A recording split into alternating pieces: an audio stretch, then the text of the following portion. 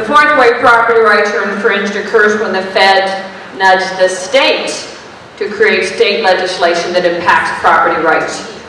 On January 1st of this year, a new set of septic system regulations was enacted that affect everyone in Ohio who has a septic system of any kind. By the way, that's 2/3 of a million people.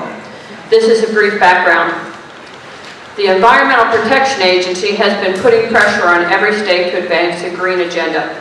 In this case, the pressure has morphed into 126 pages of regulations written by the Ohio Department of Health, who then mandated every county board of health implement these septic regulations in their county starting the 1st of this year.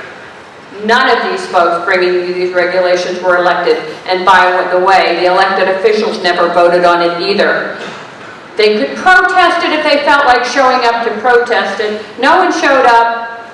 Does that mean they even read it? But believe me, there was only one, Senator Grendell, who protested against these regulations. So you might have a chat with your state reps and senators why they did not show up. So all unelected bureaucrats I'm talking about here, and they will keep your elected officials out of this process I'm going to explain. The health board inspectors need not announce they are coming to your property. If you deny them access, they can call the sheriff on you. If the health board representatives determine that the septic system is not up to code or defective, the homeowner will be required to fix the problem.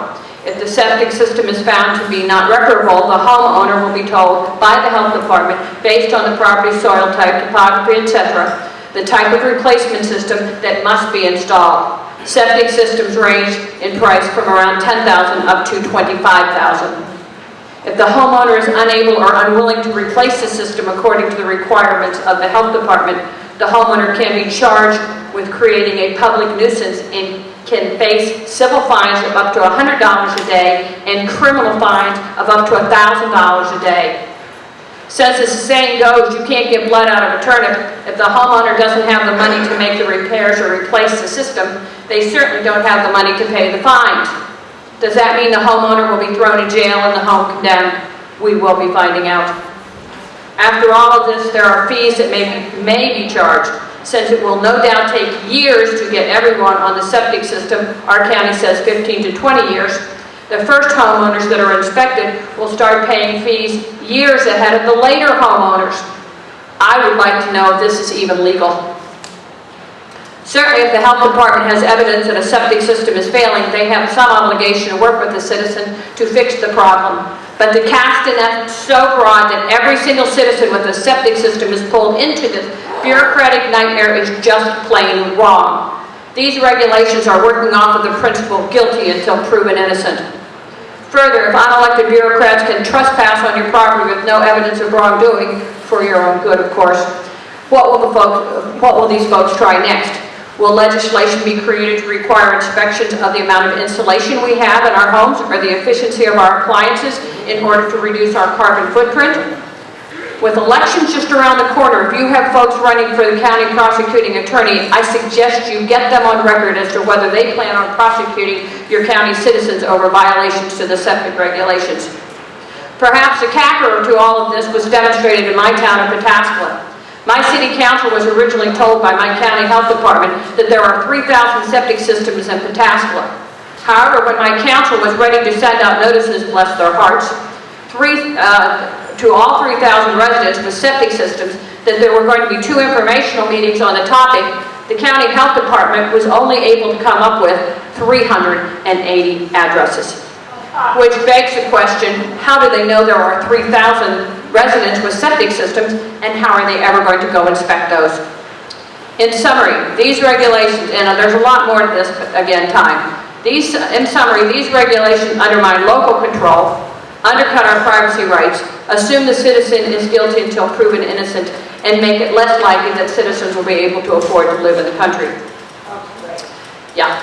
Today, I hope you learned a lot. I hope you better understand the basics of Agenda 21 and how its implementation is turning our nation into just another unexceptional socialist country. I hope you better understand how private property rights are being infringed in many ways, which force our citizens off the road land and into town where they can be controlled.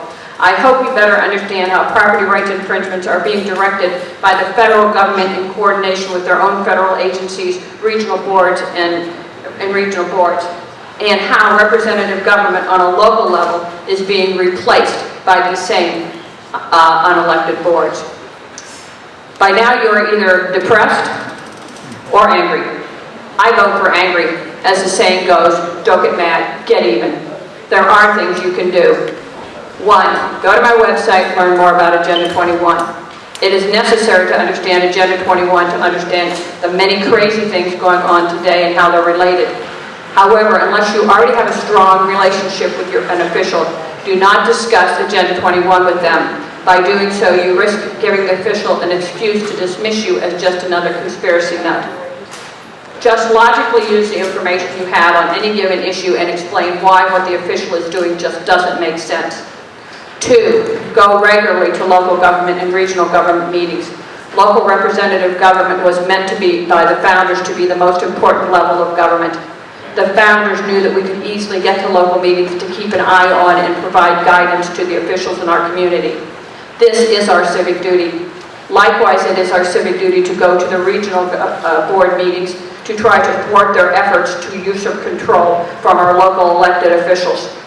Finding out where your community is in the process of implementing inspections of the septic systems or asking what kinds of grants they have taken or are currently going to take might be a good starting point.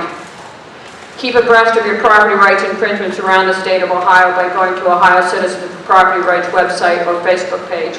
We hope later this week to be able to post on our site a video of this presentation that is currently being videotaped by our good friend Roy Wagner of KRoseVideo.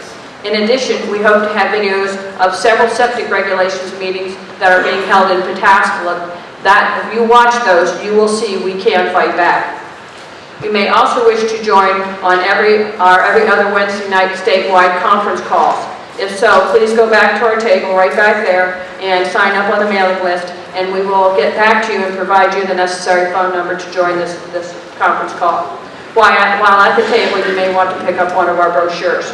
Last but not least, we have just enough time to give you an important tool we hope will keep that slimy elected, sorry, not all slimy, mostly slimy, elected or unelected bureaucrat off your property.